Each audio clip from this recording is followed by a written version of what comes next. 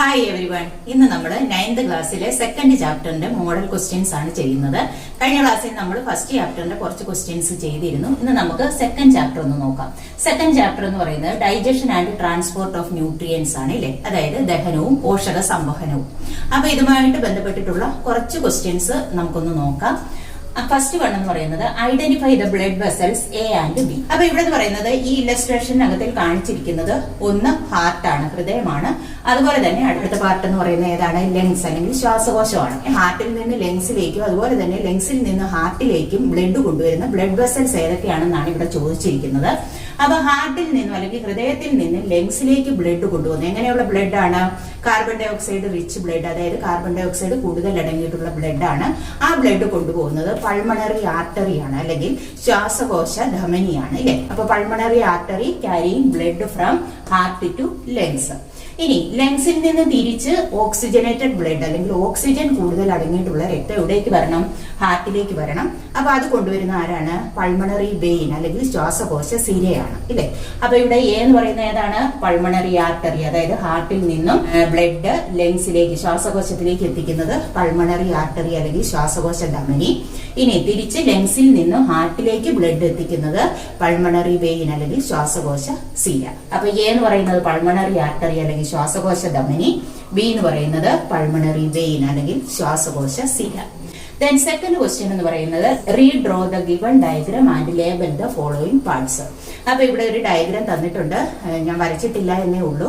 ടീത്തിന്റെ diagram ആണ്, അതായത് പല്ലൊക്കെ വരയ്ക്കാൻ പഠിച്ചു വെച്ചോണം. അപ്പൊ ടീത്തിന്റെ ഫിഗർ ആണ് ഇവിടെ കൊടുത്തിരിക്കുന്നത്. ആ ടീത്ത് എന്ത് ചെയ്യണം? നമ്മൾ വരയ്ക്കണം. ഇനി ആ ടീത്ത് വരച്ചിട്ട് അതിനകത്തില് രണ്ട് പാർട്സ് ലേബൽ ചെയ്യാൻ പറഞ്ഞിട്ടുണ്ട്. എ പാർട്ട് എന്ന് പറയുന്നത് part where odontoblast cells are seen, അതായത് ഓഡന്റോബ്ലാസ്റ്റ് കോശങ്ങൾ കാണപ്പെടുന്ന പാർട്ട്. അപ്പൊ നമുക്കറിയാം, നമ്മൾ ടീത്തിന്റെ സ്ട്രക്ചർ പഠിച്ചതാണ്. അപ്പൊ ടീത്തിന്റെ പാർട്ടിനകത്തിൽ ഓഡന്റോബ്ലാസ്റ്റ് സെൽസ് അല്ലെങ്കിൽ ഓഡന്റോബ്ലാസ്റ്റ് കോശങ്ങൾ കാണപ്പെടുന്ന പാർട്ട് എന്ന് പറയുന്നത് ഏതാണ്? പൾപ്പ് ക്യാവിറ്റി ആണ്, ഇല്ലേ? ആദ്യം ഡയഗ്രാം വരയ്ക്കണം. അതിന് താഴെയായിട്ട് എ എന്നിട്ടിട്ട് എന്ത് കൊടുക്കണം? പൾപ്പ് ക്യാവിറ്റി എന്ന് എഴുതുക. എന്നിട്ട് ആ എ പാർട്ട് ആ പടത്തിനകത്തിൽ ലേബൽ ചെയ്യണം, അതായത് പൾപ്പ് ക്യാവിറ്റി ഇതിനകത്തിൽ ലേബൽ ചെയ്യാം. ദെൻ ബി പാർട്ട് എന്ന് പറയുന്നത് connective tissue that holds tooth in the gum, അതായത് പല്ലിനെ മോണയിൽ ഉറപ്പിച്ചു നിർത്തുന്ന കണക്റ്റീവ് ടിഷ്യൂ അല്ലെങ്കിൽ യോജക കല അടയാളപ്പെടുത്താനാണ് പറഞ്ഞിരിക്കുന്നത്. അപ്പൊ നമ്മളുടെ മോണയിൽ അല്ലെങ്കിൽ ഗമ്മില് ടീത്ത് ഉറപ്പിച്ചു നിർത്തുന്ന കണക്റ്റീവ് ടിഷ്യൂ അല്ലെങ്കിൽ യോജക കല എന്ന് പറയുന്നത് ഏതാണ്? സിമെന്റമാണ്, ഇല്ലേ? അപ്പൊ എന്ത് ചെയ്യണം? ബി എന്ന് കൊടുത്ത് സിമെന്റം എന്ന് എഴുതണം. ദെൻ ടീത്തിനകത്തില് സിമെന്റം എന്ന പാർട്ട് ലേബൽ ചെയ്യുകയും വേണം. ഇനി ഈ ചോദിച്ചിരിക്കുന്ന പാർട്സ് മാത്രം ലേബൽ ചെയ്യുക.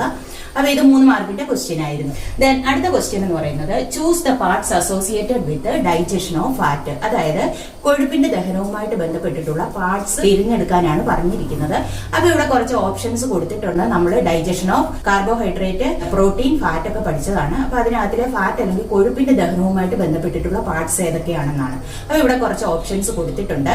ഒന്നെന്ന് പറയുന്നത് mouth, stomach, small intestine, large intestine, അതായത് വായ, ആമാശയം, ചെറുകുടൽ, വൻകുടൽ തുടങ്ങിയവയാണ് കൊടുത്തിരിക്കുന്നത്. അപ്പൊ ഇവിടെ എന്ന് പറയുന്നത് മൗത്തിലൊന്നും എന്ത് നടക്കുന്നില്ല? ഫാറ്റിന്റെ ഡൈജഷൻ നടക്കുന്നില്ല. അപ്പൊ ആ ഓപ്ഷൻ തെറ്റാണ്. ദെൻ അടുത്തത് കൊടുത്തിരിക്കുന്നത് മൗത്ത്, സ്റ്റൊമക്ക്, പാൻക്രിയാസ്, ലിവർ, അതായത് വായ, ആമാശയം, പാൻക്രിയാസ്, അതുപോലെ തന്നെ ലിവർ, കരൾ, അവിടെയും മൗത്ത് പറഞ്ഞിട്ടുണ്ട്. അപ്പൊ മൗത്തിൽ ഫാറ്റിന്റെ ഡൈജഷൻ ഇല്ലാത്തത് കൊണ്ട് ആ ഓപ്ഷനും തെറ്റാണ്.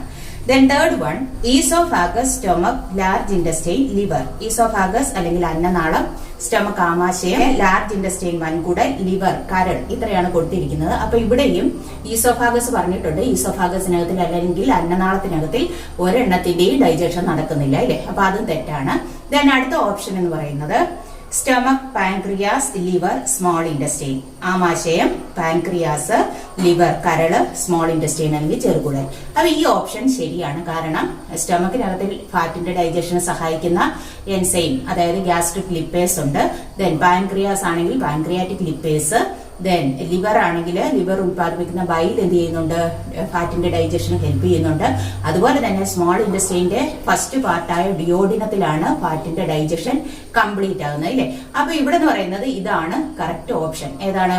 Stomach, pancreas, liver, small intestine. Fourth question, which among the following nutrient is absorbed into blood? അതായത് താഴെ തന്നിരിക്കുന്നതിൽ ഏത് പോഷകമാണ് ബ്ലഡിലേക്ക് അല്ലെങ്കിൽ രക്തത്തിലേക്ക് ആഗിരണം നടക്കുന്നതെന്നാണ് ചോദിച്ചിരിക്കുന്നത്. അതായത് നമുക്കറിയാം അബ്സോർപ്ഷൻ എന്ന് പറയുമ്പോൾ ആഗിരണം നടക്കുന്നത് ബ്ലഡിലേക്കും നടക്കും, അതുപോലെ തന്നെ ലിംഫിലേക്കും നടക്കും ഇല്ലേ. അത് ഏതൊക്കെയാണെന്നുള്ളത് നമ്മൾ നേരത്തെ പഠിച്ചിട്ടുണ്ട്. ഇവിടെ ചോദിച്ചിരിക്കുന്നത് ബ്ലഡ് അല്ലെങ്കിൽ രക്തത്തിലേക്ക് അബ്സോർബ് ചെയ്യപ്പെടുന്ന അല്ലെങ്കിൽ ആഗിരണം ചെയ്യപ്പെടുന്ന ന്യൂട്രിയന്റ് ഏതാണെന്നാണ്. അപ്പൊ ഇവിടെ ഓപ്ഷൻസ് തന്നിരിക്കുന്നത് fatty acid, glycerol, amino acid, fat soluble vitamins അല്ലെങ്കിൽ കൊഴുപ്പിൽ ലയിക്കുന്ന വിറ്റമിനുകൾ. അപ്പൊ ഇത്രയാണ് ഓപ്ഷൻസ് തന്നിരിക്കുന്നത്. അപ്പൊ നമുക്കറിയാം ബ്ലഡിലേക്ക് അബ്സോർബ് ചെയ്യപ്പെടുന്നത് വാട്ടർ സോളുബിൾ ന്യൂട്രിയൻസ് ആണ് ഇല്ലേ, ജലത്തിൽ ലയിക്കുന്നതാണ്. അപ്പൊ ജലത്തിൽ ലയിക്കുന്ന ന്യൂട്രിയൻസ് എന്ന് പറയുന്നത് glucose, fructose, galactose, amino acid തുടങ്ങിയവയാണ്. അപ്പൊ ഇത്രയും പേരെയാണ് ബ്ലഡ് അബ്സോർബ് ചെയ്യുന്നത് അല്ലെ. അപ്പൊ ഇതിനകത്തില് ഈ fatty acid, glycerol, fat soluble vitamins ഇതെല്ലാം ഫാറ്റുമായിട്ട് ബന്ധപ്പെട്ടതാണ്. അപ്പം ഈ കൊഴുപ്പിനെ ഒന്നും അബ്സോർബ് ചെയ്യത്തില്ല നമ്മുടെ ബ്ലഡ് ഇല്ലേ. അപ്പൊ അത് മൂന്നും തെറ്റാണ്. ഇവിടെ കറക്റ്റ് ആൻസർ എന്ന് പറയുന്ന അമിനോ ആസിഡ് ആണ്. അതായത് വാട്ടർ സോളുബിൾ ആയിട്ടുള്ള ന്യൂട്രിയന്റ് എന്ന് പറയുന്നത് ഏതാണ്, ഇവിടെ കൊടുത്തിരിക്കുന്നതിൽ അമിനോ ആസിഡ് ആണ്. അപ്പൊ correct answer is amino acid. Then where is pericardial fluid seen? Write its function.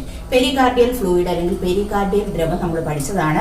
എവിടെയാണ് പെരികാർഡിയൽ ഫ്ലൂയിഡ് കാണപ്പെടുന്നതെന്നാണ് ചോദ്യം. പെരികാർഡിയൽ ഫ്ലൂയിഡ് എന്ന് പറയുന്നത് നമുക്കറിയാം ഹാർട്ടിനെ കവർ ചെയ്തുകൊണ്ട് ഒരു ഡബിൾ ലെയർഡ് മെമ്പറൈൻ ഉണ്ട് ഇല്ലേ, ഒരു ഇരട്ടപ്പാളികളുള്ള സ്ഥലം. അതിനെ വിളിക്കുന്ന പേരാണ് പെരികാർഡിയം. അപ്പൊ ഈ പെരികാർഡിയത്തിന്റെ മെമ്പറൈൻസിനിടയ്ക്ക് ഒരു ഫ്ലൂയിഡ് ഉണ്ട്. ആ ഫ്ലൂയിഡ് അല്ലെങ്കിൽ ദ്രാവകത്തെ വിളിക്കുന്ന പേരാണ് പെരികാർഡിയൽ ഫ്ലൂയിഡ് അല്ലെങ്കിൽ പെരികാർഡിയൽ ദ്രവം. അപ്പൊ പെരികാർഡിയത്തിന്റെ മെമ്പറൈൻസിനുള്ളിൽ നിറഞ്ഞിരിക്കുന്ന ഫ്ലൂയിഡ് ദ്രാവകത്തെയാണ് എന്തെന്ന് വിളിക്കുന്നത്, പെരികാർഡിയൽ ഫ്ലൂയിഡ്. അപ്പൊ എവിടെയാണ് പെരികാർഡിയൽ ഫ്ലൂയിഡ് കാണപ്പെടുന്നത്? പെരികാർഡിയത്തിന്റെ മെമ്പറൈൻസിനിടയിലാണ് എന്ത് കാണപ്പെടുന്നത്, പെരികാർഡിയൽ ഫ്ലൂയിഡ് കാണപ്പെടുന്നത്. റൈറ്റ് ഇറ്റ്സ് ഫംഗ്ഷൻ, അതിന്റെ ധർമ്മം എഴുതാനാണ് പറഞ്ഞേക്കുന്നത്. നമുക്കറിയാം പെരികാർഡിയൽ ഫ്ലൂയിഡ് എന്ന് പറയുന്നത് protect heart from external shocks, അതായത് ബാഹ്യക്ഷതങ്ങളിൽ നിന്നും ഹൃദയത്തെ സംരക്ഷിക്കാൻ സഹായിക്കുന്നു. അതുപോലെ തന്നെ it decreases the friction between the membranes, അതായത് മെമ്പറൈൻസിനൊക്കെ ഇടയിലുള്ള ഫ്രിക്ഷൻ അല്ലെങ്കിൽ ഘർഷണം കുറയ്ക്കാനും എന്ത് സഹായിക്കുന്നുണ്ട്, പെരികാർഡിയൽ ഫ്ലൂയിഡ് ഹെൽപ്പ് ചെയ്യുന്നുണ്ട്. ദെൻ അടുത്ത ക്വസ്റ്റ്യൻ എന്ന് പറയുന്നത് write any two peculiarities present in villus for the absorption of nutrients. അപ്പൊ ഇവിടെ എന്ന് പറയുന്നത് വില്ലസ് എന്ന് പറയുന്നത് എന്തായിരുന്നു, അതായത് small finger like structures present in the inner wall of small intestine ഇല്ലേ, അതായത് ചെറുകുടലിന്റെ ഉൾഭിത്തിയിൽ കാണപ്പെടുന്ന ചെറിയ വിരലുകൾ പോലെയുള്ള ഭാഗങ്ങളെയാണ് എന്തെന്ന് വിളിക്കുന്നത്, വില്ലസ് ഇല്ലേ. അപ്പൊ ഈ വില്ലസുകൾ എന്ന് പറയുന്നത് increasing the surface area of absorption, അതായത് ചെറുകുടലിന്റെ ആഗിരണ തല വിസ്തീർണം ഇൻക്രീസ് ചെയ്യാനായിട്ട് അല്ലെങ്കിൽ കൂട്ടാനായിട്ട് സഹായിക്കുന്നു. ഇതെങ്ങനെയായിരിക്കും ഈ അബ്സോർപ്ഷൻ ഹെൽപ്പ് ചെയ്യുന്നത്, ഇതിനെ കവർ ചെയ്തുകൊണ്ട് ഒരു സിംഗിൾ ലെയർഡ് എപ്പിത്തീലിയൽ സെൽസ് മാത്രമേ ഉള്ളൂ ഇല്ലേ, അതായത് വില്ലസിനെ ആവരണം ചെയ്തുകൊണ്ട് ഒരൊറ്റ പാളിയുള്ള എപ്പിത്തീലിയൽ സെൽസ് അല്ലെങ്കിൽ ആവരണകലയാണുള്ളത്. ഇത് ആഗിരണത്തിന് സഹായിക്കുന്നു. ദെൻ അതുപോലെ തന്നെ ഇതിനകത്തിൽ ബ്ലഡ് കാപ്പിലറീസും ലാക്ടീൽസും ഉണ്ട്. എന്താ പറയുന്നത്, ബ്ലഡ് കാപ്പിലറീസ് അല്ലെങ്കിൽ രക്തലോമികൾ എന്ന് പറഞ്ഞാൽ വില്ലസുകൾ അബ്സോർബ് ചെയ്യുന്ന ന്യൂട്രിയൻസിനെ, വാട്ടർ സോൾബിൾ ന്യൂട്രിയൻസിനെ എല്ലാം എടുക്കുന്നത് ആരാണ്, ബ്ലഡ് ആണ്. അപ്പൊ ബ്ലഡ് പോകാൻ വേണ്ടിയിട്ട് അവിടെ എന്തോ ഉണ്ട്, ബ്ലഡ് കാപ്പിലറീസ് രക്തലോമികളുണ്ട്. അതുപോലെ തന്നെ ലിംഫ്, വാട്ടറിൽ ഇൻസോൾബിൾ ആയിട്ടുള്ള ന്യൂട്രിയൻസ്, അതായത് ഫാറ്റി ആസിഡും ഗ്ലിസറോളും ഒക്കെ കൊണ്ടുപോകാനായിട്ട് ലിംഫാണുള്ളത്. അപ്പൊ ലിംഫ് പോകുന്നതിന് വേണ്ടിയിട്ട് സ്മോൾ ലിംഫ് വെസൽസ് ഉണ്ട്, അതിനെയാണ് എന്തെന്ന് വിളിക്കുന്നത്, ലാക്റ്റിയൻ. അപ്പൊ ഇവിടെ എന്ന് പറയുന്നത് വില്ലസിന്റെ സ്ട്രക്ചർ എന്തിനു സഹായിക്കുന്നുണ്ട്, അബ്സോർപ്ഷൻ ഓഫ് ന്യൂട്രിയൻസിന് ഹെൽപ്പ് ചെയ്യുന്നുണ്ട്. Surface area of absorption increase ചെയ്യുന്നു. വില്ലസിനെ കവർ ചെയ്തുകൊണ്ട് ഒരു സിംഗിൾ ലെയർഡ് എപ്പിത്തീലിയൽ സെൽസ് മാത്രമേ ഉള്ളൂ. ഇതിനകത്തിൽ ധാരാളം ബ്ലഡ് കാപ്പിലറീസും ലാക്ടിയൽസും ഉണ്ട്. അപ്പൊ വളരെ കുറച്ച് ക്വസ്റ്റ്യൻസ് ആണ് നമ്മൾ ഇന്ന് പറഞ്ഞത്. അപ്പൊ ഈ പറഞ്ഞ ക്വസ്റ്റ്യൻസ് ഒക്കെ ഒന്ന് ചെയ്തു നോക്കുക. ഇന്ന് പറഞ്ഞ കാര്യങ്ങൾ എല്ലാവർക്കും മനസ്സിലാക്കാമെന്ന് പ്രതീക്ഷിക്കുന്നു. Thank you.